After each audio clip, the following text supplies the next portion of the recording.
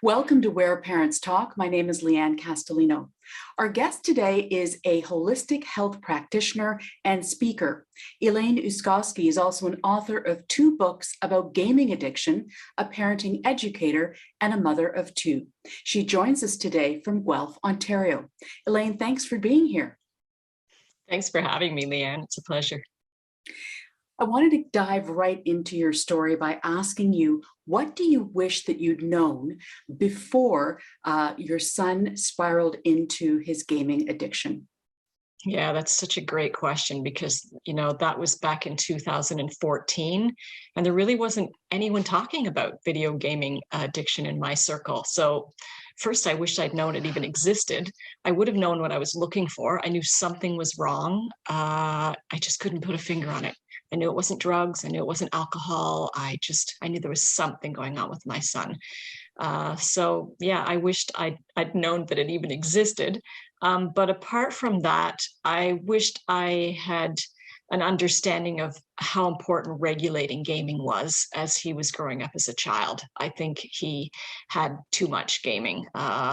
He did well in school and had great marks, and he was involved in sports and had lots of friends. So he looked like a well-balanced, stable kid. But I think in the long run, I allowed him to game just too much. So what did that look like in terms of hours? And looking back on it now after everything that you've all been through, how would you have restructured it or changed it? I would say when he was in his teens, he started to game more. He also started to talk about kids I'd never heard of. And I'd ask him, who are you talking about? And he'd say, it's somebody I met online gaming. And so for me, it was important to talk to him about privacy and not giving out personal information, those sorts of things, keeping him safe online. But as long as he was still seeing his tangible friends, I wasn't too worried. He had, during the middle school years, pulled away from some of that. But he bounced back in high school and made some good friends there. And so, it looked okay in those regards. But I did notice then he was having difficulty getting up in the morning and getting to school. By grade 12, his marks started to slide. He still got marks to get into university. So he somehow slid under the radar. It wasn't until he got into university that things started to really fall apart, and I noticed bigger signs. And the summer between first and second year of university, he was gaming a lot. So he was working only part-time. He was a dishwasher in a restaurant, so he was working late at night. And then he'd come home and continue to game.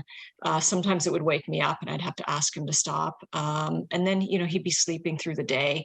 And when I did approach him to say, I think you need to get another job, you're gaming a lot, he got very angry with me and yelled, this is my last summer free. After this, I'm either going to be in co-op or I'm going to be in school. And I just want one last summer. And of course, I relented, and I wished I hadn't, because in second year, first semester, things really got bad. And I hardly heard from him. If he was answering my texts, it'd be 3 o'clock in the morning. So I wondered if he was even going to classes. The odd time I saw him, his hair was very greasy. He had a smell. He wasn't taking care of his dental hygiene, and he was wearing braces at the time. And he looked like he was starting to lose weight. He was very shaky all the time. Of course, every time I asked him questions, he had very justifiable answers. I'm finding it hard at school. More work. I don't have time for showers. Yes, I'll eat more, but I don't really have time. So he was able to hide it really well. It's interesting because there's so much in there to unpack. So he's not living under your roof, so you're not seeing this firsthand. When you do see it, it's troubling to you. He is an adult for all intents and purposes. So what is your involvement as his mother? What can it be? What can it look like? So let me ask you, Elaine, at what point did you say to yourself, this is rock bottom and we need to intervene? And what did that look like? I would say probably a few days to a week prior to me hearing from him. I said to him in a text, "Are you even attending classes? You appear to be a bit of a nighthawk. You're answering me at 3 a.m. And again, he said he was up and doing an assignment. And in my gut, I thought, I think I need to really be watching this closer. Something's really wrong. And then I received on October 31st, 2014, an email from him. And he wasn't coming clean and saying that he was a gaming addict, but he had not attended classes for 2 months. And the university caught up with him and said, you know, you can't live in residence. You're not a registered student. He'd been deregistered. He'd missed the payment. He made it late. So he'd been deregistered from classes as well. Hadn't told us. And he was told that the locks would be changed and he'd have to find another place to live. He had 3 days. So he was calling because he was sort of trapped in a corner. And, you know, I picked up the phone immediately because he was so distraught in the email and said, "What do you need?" And he burst into tears and said, I need you to tell me this is all going to be okay. I said, "We'll make it okay." I didn't know what that was going to look like, but I knew he needed me in that moment. So I drove to the university, and I was so afraid during that drive that I would get there and find that he'd taken his life because he just sounded so fragile. So it was a very scary long drive. And when he opened the door, boy, did I open my eyes. He is 6'2". He was 19 at the time, and he had dropped to 127 pounds. He had facial tics, tremors. His hair was greasy. He smelled horrific. He looked like he'd been wearing the same clothes for days. His complexion, which was normally squeaky clean, was just a mess of acne. I didn't even recognize him. He was just a sack of bones. And that's when I started to realize this is way bigger than, you know, he's just struggling with school, and started to remember what happened in the summer and thought, I think he's got an addiction, because he did say that he was up all night, up to 16 hours gaming until he would pass out, and then he would sleep all day. That's how he was filling his time instead of going to class. Full of anxiety, didn't know what to do. Because he was an adult, felt he needed to figure this out. And the more time that went that he couldn't figure it out, the more he panicked and the more he gamed. So to me, that looked like an addiction issue. So I brought him home, and we had a long talk. I really approached it with as much empathy as I could, because I knew this isn't what he wanted. I knew he wanted to make me proud, like any kid wants to make their parent proud. He wasn't choosing this. And I made him detox from the gaming completely initially. I took him to the doctors to get him a health check. He was diagnosed with severe anxiety and depression. And I started to get him on a healthy eating plan, get him back to daytime, nighttime sleeping that was normal. And I took him to my fitness classes in the morning, hoping that some exercise would, the dopamine from the exercise would replace some of the gaming dopamine, but also elevate his mood. And I watched him 24/7 on suicide watch, because I didn't know what was going to happen at this point. I didn't know how he would react to losing the gaming, on top of, you know, being so depressed and anxious. And the doctor was able to get him to see a therapist for 8 weeks. It wasn't an addiction specific therapist.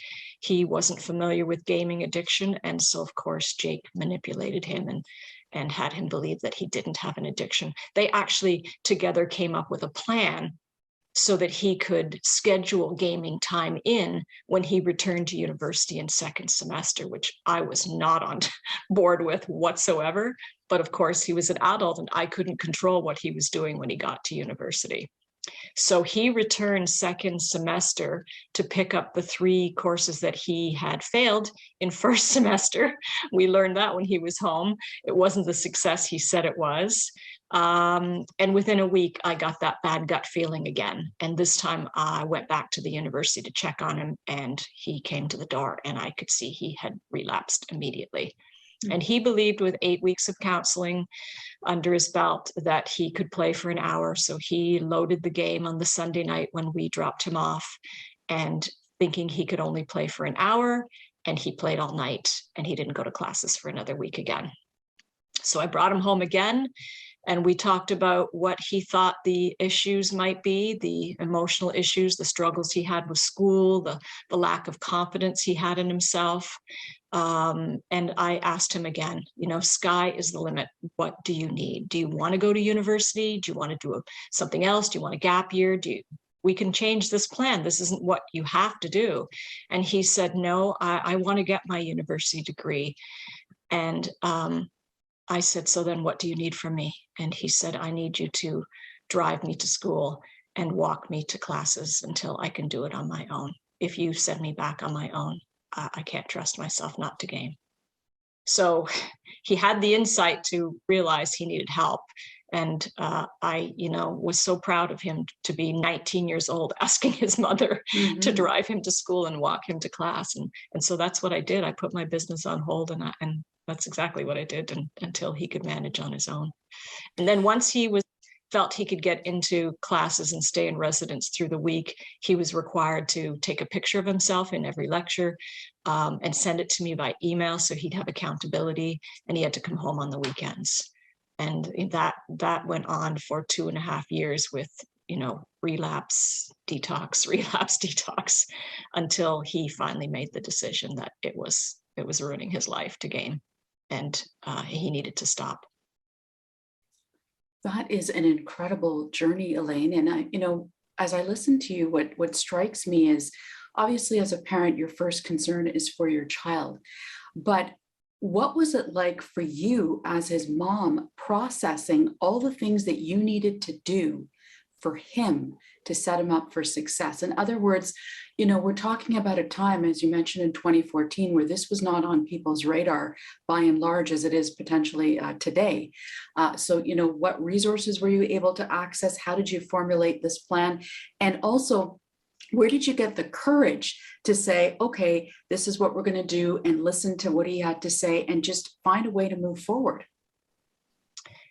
He was a good kid. He really was, and he still is. So you don't turn your back on a good kid. He had goals. He was lost. I just sensed he was lost, and he'd gotten himself into a position where he had to keep lying and manipulating to maintain the addiction. And I knew he didn't feel good about that. He said, when he finally stopped gaming for good, he said, now I have to learn how to stop lying, because I've just been living a lie for years. And that was important to him, to get his integrity back. I really relied on my own self-care plan, which I always have done. I continued to play tennis. I continued to do my fitness. I continued to, allow my girlfriends to rally around me, as we do in these times.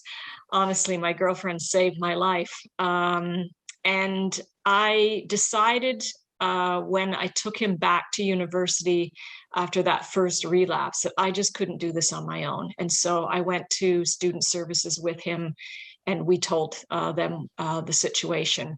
And they actually were enormously helpful. That was the University of Guelph. They provided him with a counselor, a peer support person, and a special needs advisor, because he was reapplying as a student with severe anxiety and depression. He was allowed to have a special needs advisor. And that helped him immensely to have that support at the school level. And I just knew I needed to stay stronger for him, because he wasn't strong. So I just dug in and went into autopilot, honestly. I can't tell you how I felt the strength. I just dug real deep, and had a lot of support around me as well. Now, video gaming addiction is classified as a disorder by the World Health Organization. Elaine, having lived through everything you've lived through, what do you want parents to know about the seriousness of this disorder, as well as signs and symptoms that they can watch out for to be proactive before this potentially becomes an issue in their household? Yeah, great question, Lianne. To me, the most important thing parents can do is listen to their children, and listen without judgment. one of the common themes that I'm seeing with my gaming addiction families is that kids are not feeling heard or seen in the way that they want to be seen and heard. And as parents, we show up with our own expectations and dreams and ideals about our children. And sometimes that mars the way we really see who they are. And so it's really important to bridge that gap. And so part of the prevention is to just really hear your kids and just listen. That's what they need. They don't always need you to direct them or save them. They need to learn resilience, and they need to feel like they're capable of taking care of themselves down the road. So in terms of how I feel about video gaming addiction overall is that it is a symptom of something emotionally deeper. And if we can not focus so much on the addiction and the problem, but remember that there is a child and a spirit behind that addiction that we need to take care of.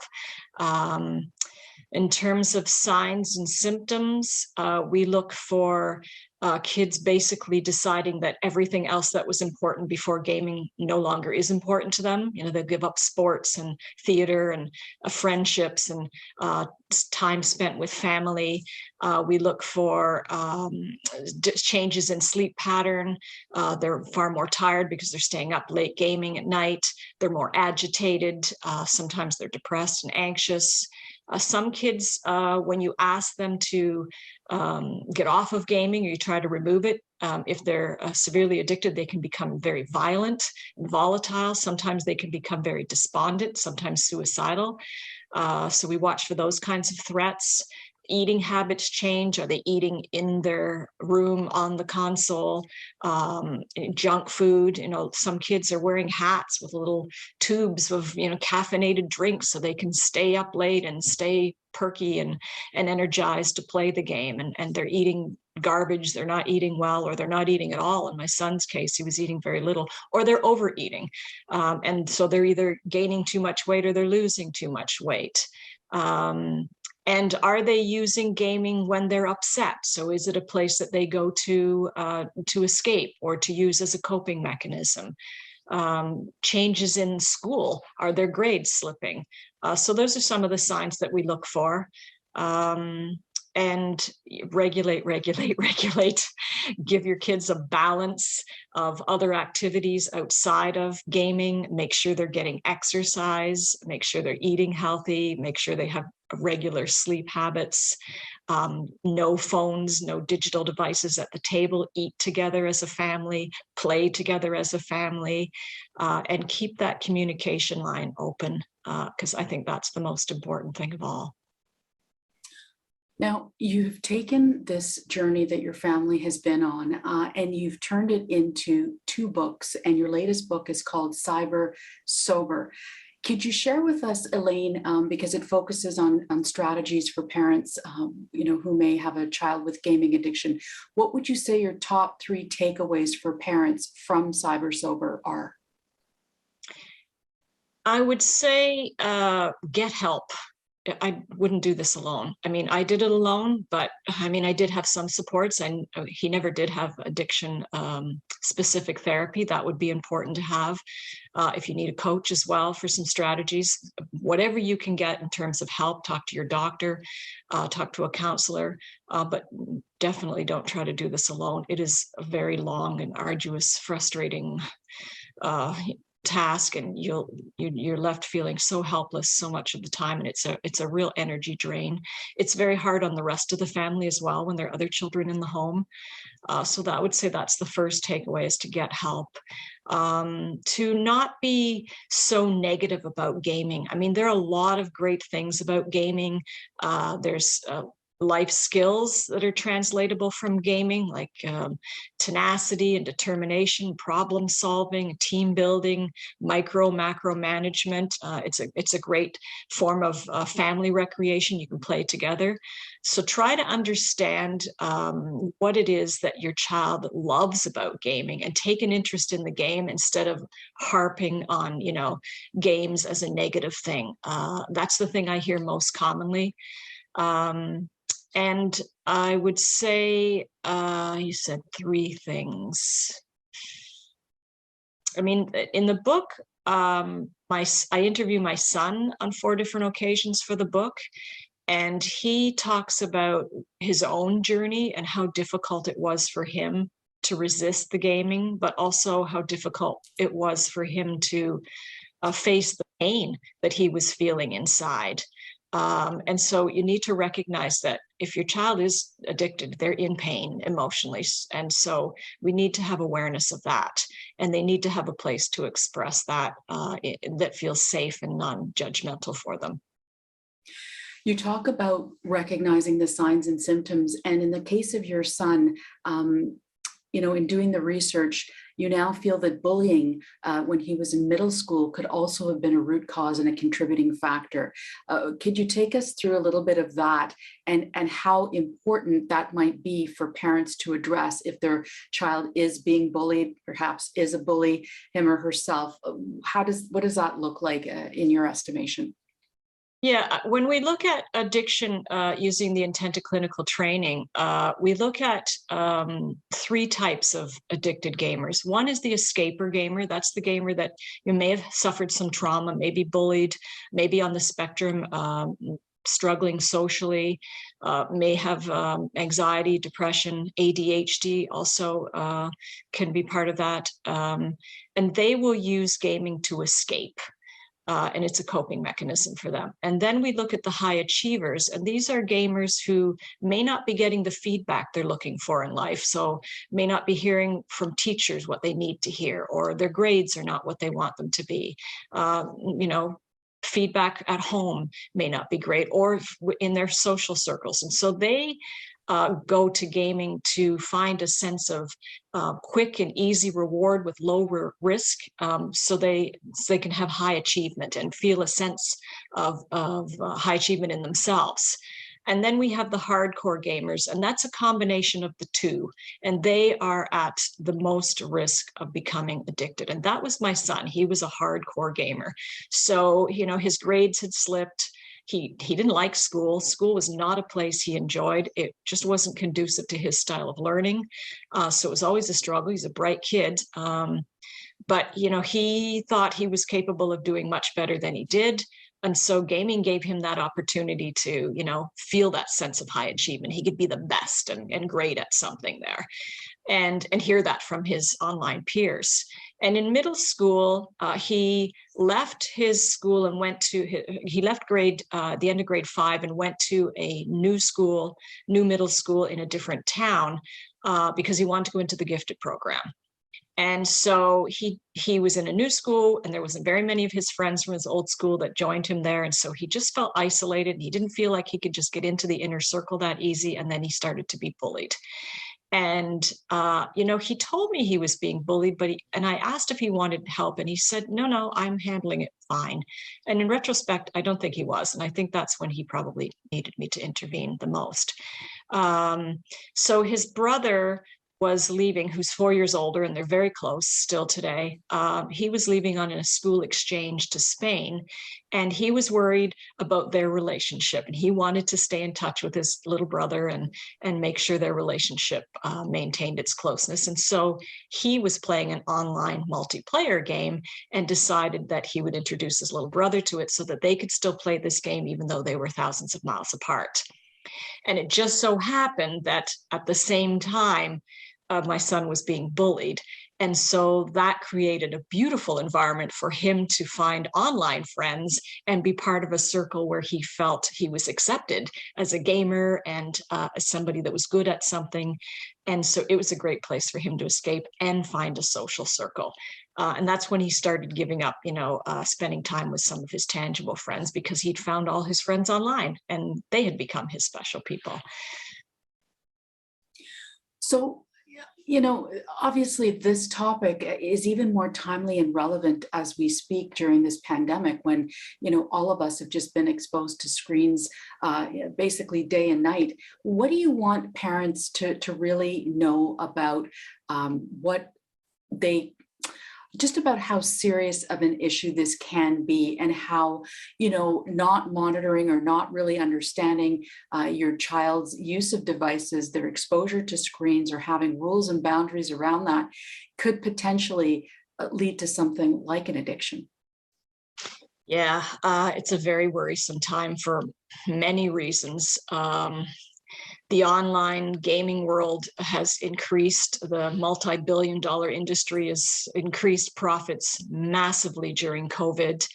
Far more kids are online gaming now, and adults as well. Seniors are now spending more time gaming also. Child exploitation is increasing now, and that happens in gaming as well. Besides, not just on social media. I just read a statistic yesterday that 2021 was the worst year ever for child exploitation and abuse. So that's a concern for me. But also gaming addiction has increased during this time. Kids they're online, and they're attending classes technically, but they've got a whole lot of other tabs open, and they're sort of paying attention or not paying attention to school. And, they're on other tabs talking to their friends on Discord, or they're watching YouTube videos or Netflix, or they're playing video games, or they're doing all of them. They're multitasking. And so I often tell parents, I always tell parents, gaming or usage of digital devices should not be behind a bedroom door. It should be in a central location in the home where it can be supervised. And when it is in that central location and supervised, be watching how many tabs are open, because in my son's case, I would walk into his room to check to see if he was doing his homework. And I realized later he was just flipping over to another tab and making it look like he was working on his homework when in fact he was playing a game. So that's a very worrisome thing, that children are at home now unmonitored. And I think it's really important for parents more than ever to regulate gaming time during COVID, and to make sure kids get outside and get some fresh air and some exercise, and that, have time to read books and do art and play with the family and find other things to do, because it's so easy when you're home and you're isolated from your friends to just go online and spend time with them.